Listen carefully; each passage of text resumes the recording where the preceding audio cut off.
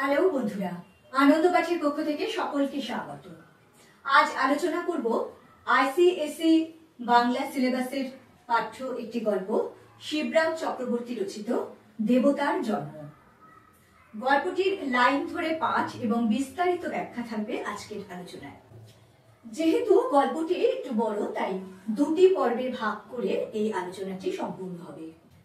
মূল আলোচনায় আসার আগে প্রতিদিনের মতো বলে নিই, যারা চ্যানেলটি সাবস্ক্রাইব করেছো তাদের ধন্যবাদ, যারা করনি তোমাদের যদি এই ধরনের আলোচনাগুলি ভালো লাগে এবং এরকম আলোচনা আরো বেশি করে পেতে চাও, তাহলে আশা করব লাইক, শেয়ার ও সাবস্ক্রাইব করে পাশে থাকবে।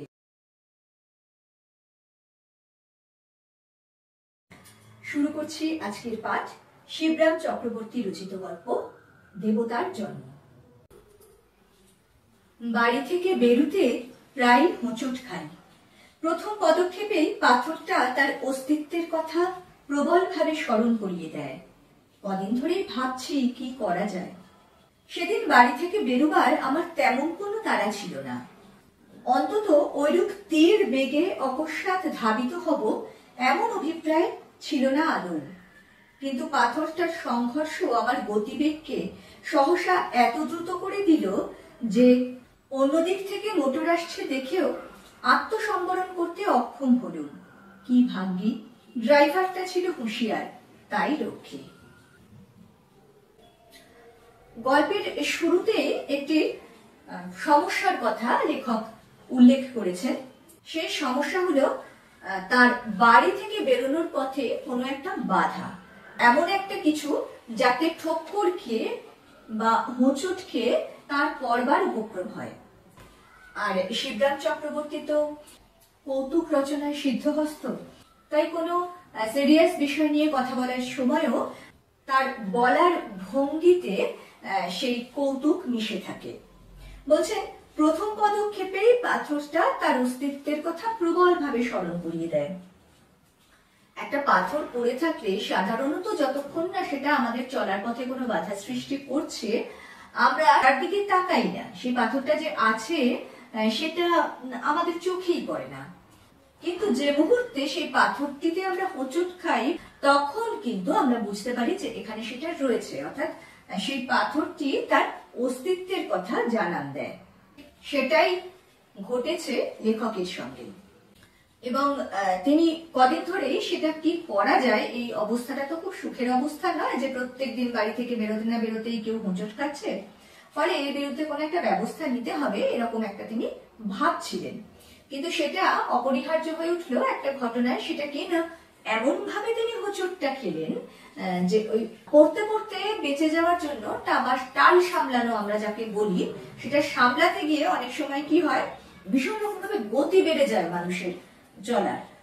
ফলে তার লেখক বলছেন যে তার কোনো তাড়া ছিল না, কিন্তু এত দ্রুত তিনি তীর বেগে অকস্মাৎ ধাবিত হবেন। ধাবিত হওয়া মানে দৌড়ানো, এবং তীর বেগে মানে ভীষণ স্পিডে, আর অকস্মাৎ মানে হঠাৎ, অর্থাৎ এই পাথরটায় ঠক্কর খেয়ে হঠাৎ করে এত দ্রুত তিনি দৌড়চ্ছিলেন যে উল্টো দিক থেকে একটা মোটর গাড়ি আসছিল, তাও তিনি বলছেন যে আত্মসম্বরণ করতে অক্ষম হলেন, অর্থাৎ তিনি থামতে পারলেন না। আসলে ওই ঠক্কর খাওয়ার ফল এটা। ড্রাইভার হুঁশিয়ার ছিল বলে, সে গাড়িটাকে থামাতে পেরেছিল বলে তিনি সেই মোটর গাড়ির ধাক্কা খাওয়ার থেকে রক্ষা পেয়েছিলেন। সেদিন থেকেই ভাবছি কি করা যায়। আমার জীবন পথের মাঝখানে সামান্য এক টুকরো পাথর যেমন প্রতিদ্বন্দ্বী রূপে দেখা দেবে, কোনোদিন এরূপ কল্পনা করিনি। তাছাড়া ক্রমশই এটা জীবন মরণের সমস্যা হয়ে উঠছে। কেননা ধাবমান মোটর চিরদিনই কিছু আমার পদস্খলনকে মার্জনার চোখে দেখবে এমন আশা করতে পারি না। বলছেন, আমার জীবন পথের মাঝখানে সামান্য এক টুকরো পাথর প্রতিদ্বন্দ্বী হয়ে দেখা দিয়েছে। অর্থাৎ জীবন পথের মাঝখানে কেন বলছেন না, এরকম ভাবে পাথরটায় ঠক্কর খেয়ে যদি কোনোদিনও বড়সড় অ্যাক্সিডেন্ট হয় এবং তার ফলে তিনি প্রাণটাই খোয়া যেতে বসে, তখন এই পাথরটাই তার জন্য দায়ী হবে। তাই বলছেন তার জীবনের যে চলার পথ বাকি রয়েছে, তার সামনে পাথরটা যেন প্রতিদ্বন্দ্বী হয়ে উঠেছে, যেন, এবং বলছেন এটা একটা জীবন মরণের সমস্যা হয়ে উঠেছে। কারণ তিনি খুব সংগতভাবেই বলছেন যে ধাবমান মোটর চিরদিনই কিছু আমার পদস্খলনকে মার্জনার চোখে দেখবে এমন আশা করা যায় না। অর্থাৎ একদিন ওই মোটর গাড়ির ড্রাইভার হুঁশিয়ার ছিল বলে তিনি অ্যাক্সিডেন্ট হতে হতে বেঁচে গিয়েছিলেন, কিন্তু বারবার যে এরকমটা হবে তার কোনো মানে নেই। কোনো একদিন ড্রাইভার অতটা হুঁশিয়ার বা অতটা দক্ষ ড্রাইভার নাও হতে পারে, সেই দিন তার নিশ্চিতভাবেই একটা বড় সড় দুর্ঘটনা ঘটার সম্ভাবনা থাকবে। এটাই তিনি এখানে বলতে চাইছেন। তাই ভাবছি একটা হেস্তনেস্ত হয়ে যাক, হয় ও থাকুক নয় আমি। ও থাকলে আমি বেশি দিন থাকবো কিনা সন্দেহ। তাই যখন আমার থাকাটাই অন্তত আমার দিক থেকে বেশি বাঞ্ছনীয়, তখন একদা প্রাতঃকালে এক কোদাল জোগাড় করে লেগে পড়তে হলো। বলছেন যে তাই একটা হেস্তনেস্ত হয়ে যাক, হয় ও থাকুক নয় আমি। মানে পাথরটিকে তিনি বেশ একটি জীবন্ত বাধা বা প্রতিদ্বন্দ্বী স্বরূপ দেখছেন। বলছেন যে হয় পাথরটা থাকবে নয় লেখক নিজে থাকবেন, কারণ পাথরটা থাকলে তিনি বেশি দিন থাকবেন বলে মনে করেন না। বলছেন যে যখন আমার থাকাটাই অন্তত আমার দিক থেকে বেশি বাঞ্ছনীয়, মানে আমরা তো সবাই আগে নিজের বাঁচার কথা ভাবি। সেই জন্য তিনি কি করলেন, একদিন প্রাতঃকালে অর্থাৎ সকাল বেলায় একটা কোদাল জোগাড় করে কাজে লেগে পড়লেন।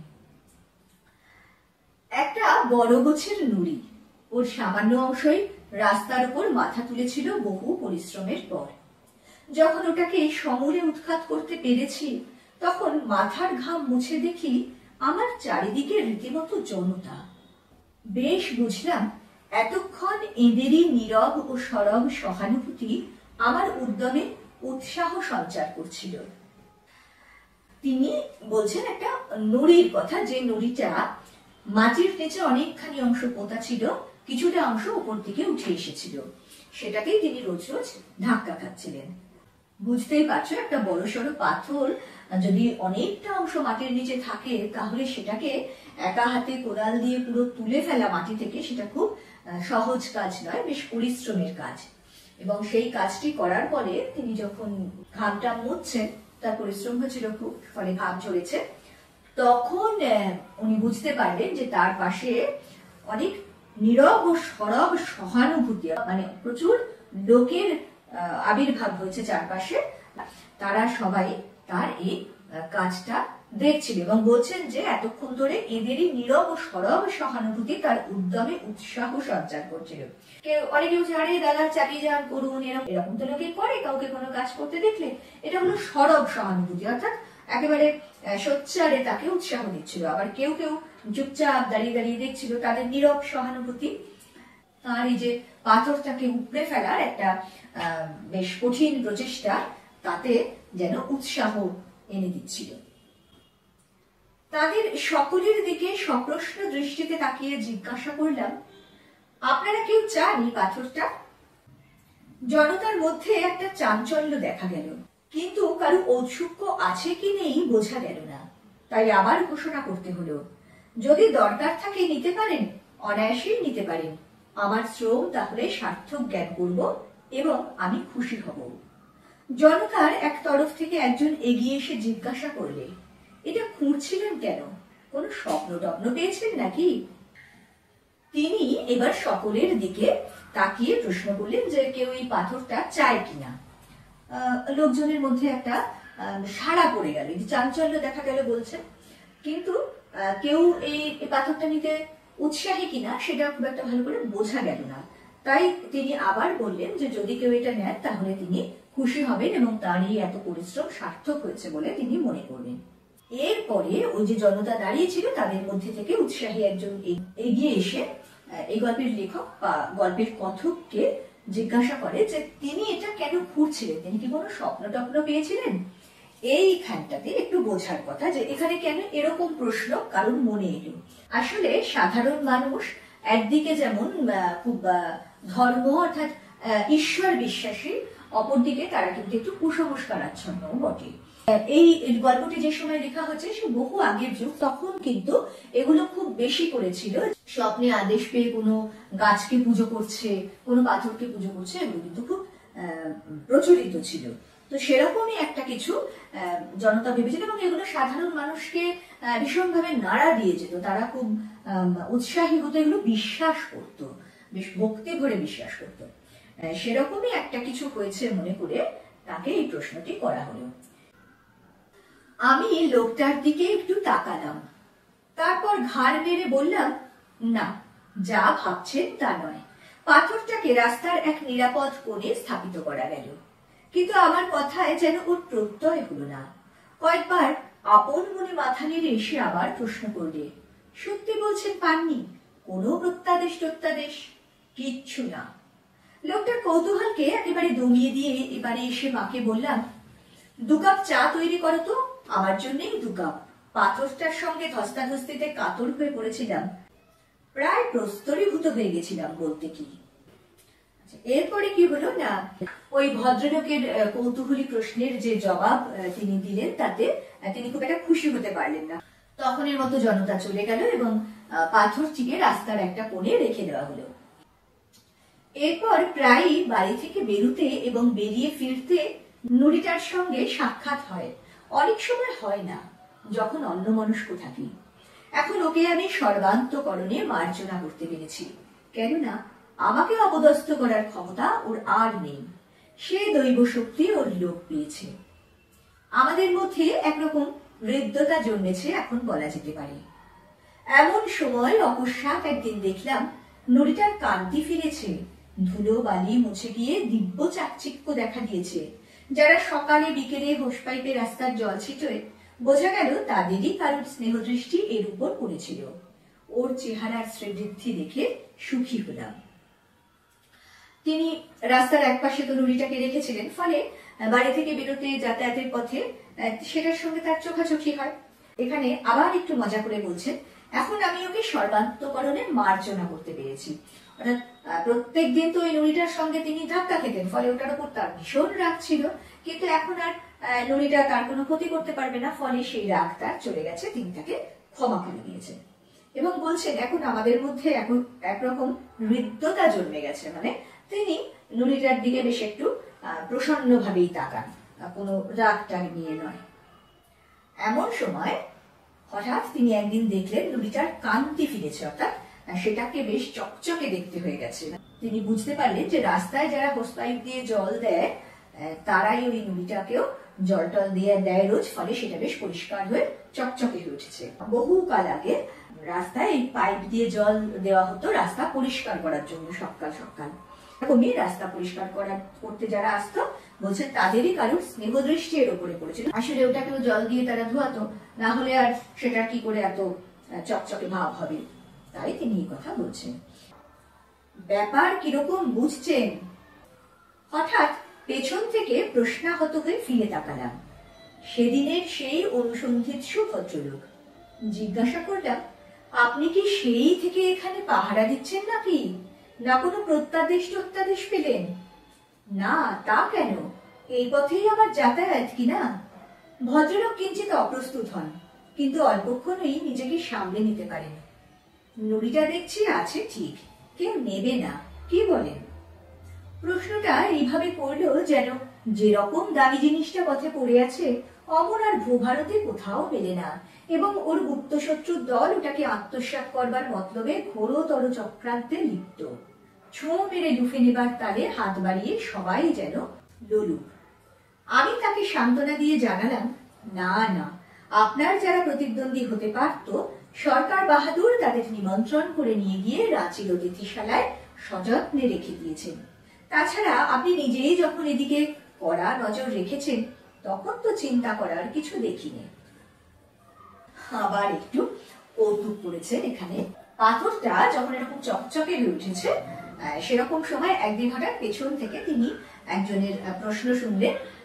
বুঝতে পারলেন যে সেই ভদ্রলোক। কোন ভদ্রলোকের কথা উল্লেখ করা হচ্ছে না, যে ভদ্রলোক প্রথম দিন পাথরটা তোলার সময় তাকে প্রশ্ন করেছিলেন যে কোনো স্বপ্নাদেশ বা প্রত্যাদেশ পেয়ে তিনি এই কাজ করছিলেন কিনা। তিনি আবার তাকে বলছেন যে কিরকম বুঝছেন, অর্থাৎ ওই যে পাথরটার চেহারা ফিরে গেছে, সেটা বেশ চকচকে হয়ে উঠেছে, সেটার কথাই তিনি বলতে চাইছেন। এতে তো স্বাভাবিকভাবেই এই ভদ্রলোক খুব অবাক হলেন, তিনি তাকে প্রশ্ন করে বললেন যে তিনি কি সেদিন থেকে এখানে পাহারা দিচ্ছেন নাকি নাকি তিনি এবার কোনো প্রত্যাদেশ পেয়েছেন। তা ভদ্রলোক বললেন না না, সেটা নয়, তিনি এখান থেকে রোজ যাতায়াত করেন। এই কথক মশাইয়ের এই কথায় তিনি একটুখানি অপ্রস্তুত হয়ে উঠলেন, কিন্তু তারপরে আবার নিজেকে সামনে নিয়ে বললেন যে নুড়িটা ঠিকই আছে মনে হচ্ছে, কেউ নেবে না বলুন? অর্থাৎ প্রশ্ন করলেন। স্বাভাবিকভাবেই এটা একটু বেশ অদ্ভুত প্রশ্ন। একটা সাধারণ মাটিতে পড়ে থাকা নুড়ি পাথর একটু বড় আকারের, সেটা আবার কে নেবে? সেটা কি এমন কোনো মূল্যবান জিনিস যে সেটা কেউ নিতে পারে বলে কারোর মনে হতে পারে? এবং তিনি এমন ভাবে বলছেন, মানে কোনো দামি জিনিসকে চুরি করে নেওয়া বা ছিনতাই করে নেওয়ার জন্য যেরকম চক্রান্ত করা হয়, যেন পাথরটাকে নেওয়ার জন্য সেরকম একটা কিছু চলছে। ভদ্রলোকের ওই পাথরটা সম্পর্কে কৌতূহল দেখে এমনটাই তার মনে হয়েছিল। আবার তিনি ভদ্রলোককে দেখো মজা করে উত্তরটা কিরকম দিয়েছেন বলা যেতে পারে, এখানে ঘুরিয়ে বা বিদ্রুপ করে তিনি ভদ্রলোককে পাগলই বললেন। যেখানে বলছেন যে না না, আপনার যারা প্রতিদ্বন্দ্বী হতে পারতো, সরকার বাহাদুর তাদের নিমন্ত্রণ করে গিয়ে রাঁচির অতিথিশালায় সযত্নে রেখেছে। আমরা জানি যে রাঁচিতে পাগলা গারদ রয়েছে, সেই জন্যই দেখবে মজা করে কেউ যদি কিছু উল্টোপাল্টা কথা বলে, অনেক সময় বলা হয় না যে তোর রাঁচিতেই থাকা উচিত বা তুই রাঁচিতে যে গেলে পারিস। এই ভদ্রলোককেও বলছে যে আপনার যারা প্রতিদ্বন্দ্বী হতে পারতো, অর্থাৎ কোনো পাগলই তো এরকম একটা পাথরকে নিয়ে এতখানি উৎসুক হতে পারে, পাথরটা চুরি যাবে কিনা তাই ভেবে অস্থির হতে পারে। এই ভদ্রলোককেও সেরকমই একটুখানি ছিটগ্রস্ত বা পাগল টাইপের উনি ভাবছেন, এবং তার মতন এরকম পাগলদের সরকার ওই রাঁচিতে রেখে দিয়েছে, ফলে পাথরটা চুরি করার আর সম্ভাবনা নেই, এমনটাই তিনি তাকে ঘুরিয়ে বললেন। সে একটু হেসে বলল, আপনার যেমন কথা, দেখেছেন এদিকে কারা ওর পূজার্চনা করে গেছে। ভালো করে নিরীক্ষণ করি, সত্যি দেখিনি তো, এক বেলার মধ্যেই কারা এসে পাথরটার সর্বাঙ্গে বেশ করে তেল সিঁদুর লেপে দিয়ে গেছে। আমি আনন্দ প্রকাশ করলাম, ভালোই হয়েছে, এতদিনে তবু ওর কান্তি ফিরল এবং আরেকটি সমজদার জুটল। পাথরটার সমাদরে পুলকিত হবার কথা, কিন্তু লোকটিকে বেশ ঈর্ষান্বিত দেখলাম। কপাল কুঁচকে সে বললে, সেই তো ভয়, সেই সমজদারটা ইতিমধ্যে ওটিকে সরিয়ে ফেলে। লেখকের এরকম বিদ্রুপের কথায় ভদ্রলোক কিন্তু রাগ করলেন না। তিনি এবারে তাকে দেখিয়ে দিলেন যে কেউ পাথরটাকে ইতিমধ্যে পুজো করে গেছে। তখন কথক দেখলেন যে সত্যি এক বেলার মধ্যেই কারা পাথরটার সারা গায়ে বেশ করে তেল সিঁদুর লেপে দিয়ে গেছে।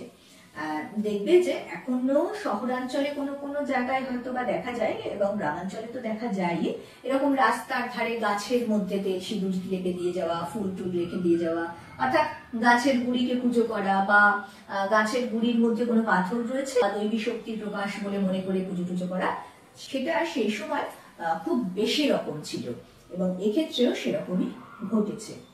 তা পাথরটাকে এরকম বেশ একটু উচ্চ স্তরে নিয়ে যাওয়ায় কথক ভেবেছিলেন যে ওই ভদ্রলোকের আনন্দ হবে, কিন্তু তা না হয়ে ভদ্রলোক বেশ চিন্তায় পড়ে গেলেন এবং বললেন যে সেই জন্যই তো চিন্তা, কেউ না পাথরটাকে এর মধ্যে সরিয়ে ফেলে ওখান থেকে। পরদিন সকালে উঠে দেখি কোথাও পাথরটার চিহ্ন মাত্র নেই। ওর এই আকস্মিক অন্তর্ধানে আশ্চর্য হলাম খুব। কে ওটাকে নিয়ে গেল, কোথায় নিয়ে গেল, ইত্যকার নানাবিধ প্রশ্নের অযাচিত উদয় হল মনে, কিন্তু সঠিক সদুত্তর পাওয়া গেল না। পাথরটার এরূপ অনুপস্থিতিতে এই পথে হরদম যাতায়াতকারী সেই লোকটি যে প্রাণে বেজায় ব্যথা পাবে অনুমান করা কঠিন নয়। এ কথা ভেবে লোকটার জন্য একটু দুঃখই জাগল, কিংবা এসেই তত্ত্ব জিজ্ঞাসুরই কর্মযোগ। দেখা গেল সেই ভদ্রলোক যা আশঙ্কা করেছিলেন তাই হলো। পরদিন সকালে উঠে কথক দেখলেন যে ওই জায়গাটার আশেপাশে কোথাও সেই পাথরটি নেই। এই আকস্মিক অন্তর্ধানে আশ্চর্য হলাম খুব। আকস্মিক মানে হঠাৎ, অন্তর্ধান মানে হারিয়ে যাওয়া, মানে কোথাও চলে যাওয়া, এবং তাতে তিনি খুব আশ্চর্য হলেন। ভাবলেন যে কে ওটাকে নিয়ে গেল, কোথায় নিয়ে গেল, এইসব নানান ধরনের অযাচিত প্রশ্ন। কারণ পাথরটাকে নিয়ে তার তো এত কৌতূহল হওয়ার কিছু ছিল না, ওই ভদ্রলোক তার মনে প্রশ্নগুলো জাগিয়ে তুলেছিলেন। ওই পাথরটা এরকম অনুপস্থিত হওয়ায় ওই ভদ্রলোকের কথা ভেবে কথক যেন আরেকটু বিচলিত হলেন, কারণ তিনি যে তাতে দুঃখ পাবেন এইটা কথক বেশ বুঝতে পারলেন। আবার ভাবলেন যে এটা সেই তত্ত্ব জিজ্ঞাসুরই কর্মযোগ, অর্থাৎ সেই ভদ্রলোকই পাথরটাকে সরিয়ে নিয়েছেন কিনা সেই সন্দেহ কিন্তু তার মনে দেখা দিল। অনেকদিন পরে গলির মোড়ের অশ্বত্থতলা দিয়ে আসছি। ওহরি, এখানে নুড়িটাকে নিয়ে এসেছে যে। নুড়ির স্থূল অঙ্গটা গাছের গোড়ায় এমন ভাবে পুঁতেছে যে উপরের উদ্ধৃত গোলাকার বিজল মসৃণ অংশ দেখে শিবলিঙ্গ বলে ওকে সন্দেহ হতে পারে। এই প্রয়োগ নৈপুণ্য যার, তাকে বাহাদুরি দিতে হয়। এইবারে রহস্যটা বোঝা গেল। কথক অনেক দিন পরে ওখান থেকে চলে যাবার বেশ কিছুদিন পরে তিনি গলির মোড়ের অশ্বত্থতলা দিয়ে আসছিলেন। তখন দেখলেন যে নুড়িটা ওইখানে গিয়ে বসে আছে, মানে নুড়িটাকে কেউ ওখানে নিয়ে গেছে। শুধু তাই নয়, ওই যে বললাম গাছের গোড়ায় পাথর ঠাথর রেখে পুজো করার একটা জল ছিল, সেটাই হয়েছে। ওই বট, অশ্বত্থ এইসব গাছকে তো খুব পবিত্র মানা হয় হিন্দু ধর্মে, এক্ষেত্রেও তাই হয়েছে। ওই অশ্বত্থতলার গোড়ায় নুড়িটাকে নিয়ে যাওয়া হয়েছে এবং নুড়িটার যে স্থূল অংশটা, অর্থাৎ নুড়িটা এমনই আকৃতির ছিল যে কিছুটা অংশ স্থূল আর কিছুটা অংশ ছিল সরু। এবারে ওই স্থূল বা মোটা অংশটাকে মাটির নিচে এমন ভাবে পুঁতে দেওয়া হয়েছে যে ওপরের সরু অংশটাই সরু গোলাকার মতন একটা অংশ জেগে আছে, যেটাকে শিবলিঙ্গ বলে ভুল হওয়াটা অসম্ভব নয়। এবং বলছেন যে এই প্রয়োগ নৈপুণ্য যার, তাকে বাহাদুরি দিতে হয়। প্রয়োগ নৈপুণ্য কেন না, যার মাথায় এসেছে যে পাথরটাকে অশ্বত্থতলায় শিবলিঙ্গ বলে যদি প্রতিষ্ঠা করা যায় তাহলে মানুষের দৃষ্টি আকর্ষণ হবে এবং ভক্তি যাদের মধ্যে রয়েছে তারা খুব সহজেই তাকে দেবতা জ্ঞানে পুজো করবে। নুড়িটার চারিদিকে ফুল, বেলপাতা, আতপ চালের ছড়াছড়ি। সকালের দিকে এই পথে যেসব পুণ্যলোভী গঙ্গা স্নানে যায় তারাই ফেরার পথে সস্তায় পারলৌকিক পাথেয় সঞ্চয়ের সুবর্ণ সুযোগ রূপে একে গ্রহণ করেছে, সহজেই বোঝা গেল। যাই হোক, মহা সমারোহেই ইনি এখানে বিরাজ করছেন। অতঃপর এর সমুজ্জ্বল ভবিষ্যৎ সম্বন্ধে কারো দুশ্চিন্তার আর কোনো কারণ নেই। নুড়িটার চারিদিকে ফুল, বেলপাতা, আতপ চালের ছড়াছড়ি। হিন্দুদের পুজো দেওয়ার ক্ষেত্রে কি রীতিনীতি আছে, ফুল, বেলপাতা, আতপ চাল এইসব দেওয়া হয় এবং ওই নুড়িটার চারপাশেও এইসব একেবারে প্রচুর পরিমাণে রয়েছে। এবং সেটা কেন, সেটাও তিনি একটা ব্যাখ্যা দিয়েছেন। সকালের দিকে এই পথেই মানুষ পুণ্য স্নানে যায়, অর্থাৎ গঙ্গা রয়েছে কাছাকাছি, লোকজন গঙ্গা স্নানে যায়। যারা গঙ্গা স্নানে যায় তারা সকলেই বলা যায় বেশ ভক্তিপ্রাণ মানুষ। তারা কি করে, তারা ফেরার পথে এই নুড়িটাকে পুজো করে যায়, যেটাকে তিনি বলছেন সস্তায় পারলৌকিক পাথেয় সঞ্চয়ের সুবর্ণ সুযোগ। অর্থাৎ খুব একটা ব্যয় সাপেক্ষ কিছু ব্যাপার নয়, অনেক দূরে যেতে হচ্ছে না, বাড়ির সামনেই বলতে গেলে এরকম একটা অলৌকিক শিবলিঙ্গ দেখে লোকের বেশ একটু ভক্তি আরো বেড়ে গেছে, কারণ আগে ছিল না।